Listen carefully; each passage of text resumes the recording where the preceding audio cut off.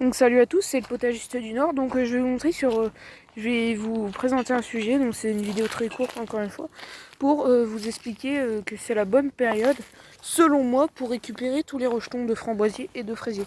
Donc cette année on a viré tous les fraisiers, mais il y en a quelques-uns qui ont résisté. Et aussi pour tout ce qui est rejetons de thym. Donc là on a un gros buisson de thym. Bon, il se marcotte d'année en année, il se ressème.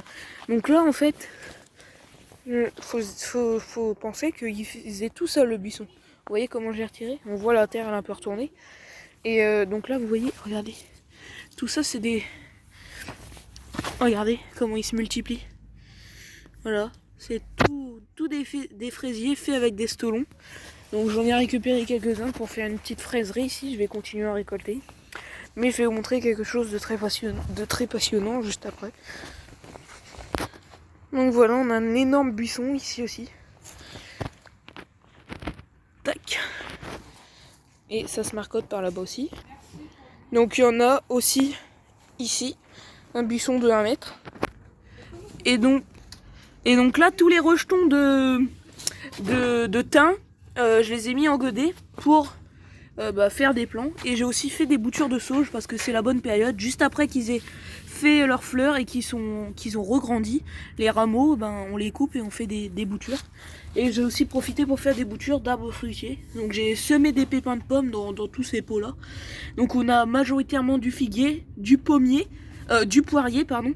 Et là il y a 2-3 saules crevettes. Bon c'est juste parce que j'aime bien ces plantes là. Et là c'est les poiriers, parce que je veux absolument, je les ai fait à l'étuvée parce que j'aimerais vraiment que ces poiriers réussissent, car en fait c'est un poirier de mon voisin et donc j'aimerais vraiment avoir un poirier.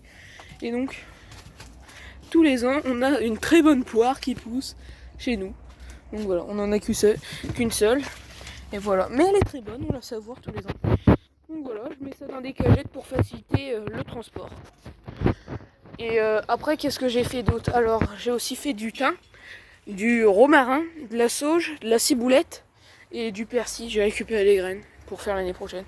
Donc la ciboulette, une fois que ça a fait des graines, là il en reste.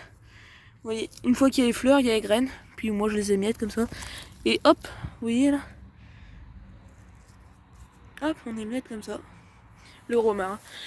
Chez moi j'ai fait aussi de la menthe parce que j'ai de la menthe qui pousse à profusion. À peine j'y touche, ça sent hyper fort. Le basilic ici il se plaît pas trop. Je vais vous montrer un autre endroit où il se plaît bien mieux. Donc je pense que je vais appeler cette vidéo les herbes aromatiques. Hashtag 2. Donc nous on en fait pousser entre le barbecue et un mur dans un pot. Et vous voyez il fait des fleurs. Et donc c'est juste là qu'il y a la bouture à l'étuvée.